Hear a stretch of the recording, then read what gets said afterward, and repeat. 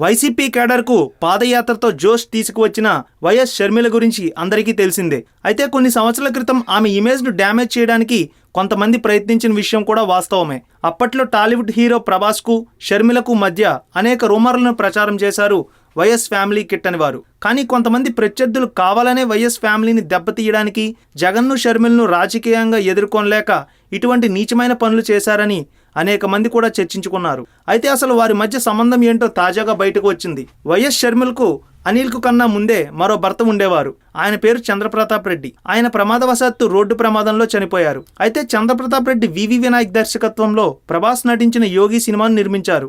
ఆ సమయంలో భర్త భార్య కలిసి ఒకసారి మాత్రమే ప్రభాస్ని కలిశారు. కానీ కొన్ని పక్షాలు వైఎస్ ఫ్యామిలీ అంటే కిట్టని వారు ప్రభాస్కు షర్మిలకు మధ్య పుకార్లు షికార్లు చేయించారు. తరువాత చంద్రప్రతాప్ రెడ్డి మరణించడం, కొద్ది రోజులకు అనిల్ను వివాహం చేసుకోవడం జరిగింది. ఒకసారి సినిమాకు సంబంధించి మీట్ అయినందుకే ఇలా షర్మిలపై విష ప్రచారం చేశారని, వైఎస్ ఫ్యామిలీపై చెత్త వార్తలు పుట్టించారని తేలిపోయింది. ఈ వీడియో మీకు నచ్చినట్లయితే లైక్ చేయండి, షేర్ చేయండి. మరిన్ని అప్డేట్స్ కోసం మా జనహితం టీవీని సబ్స్క్రైబ్ చేయడం మాత్రం మర్చిపోకండి.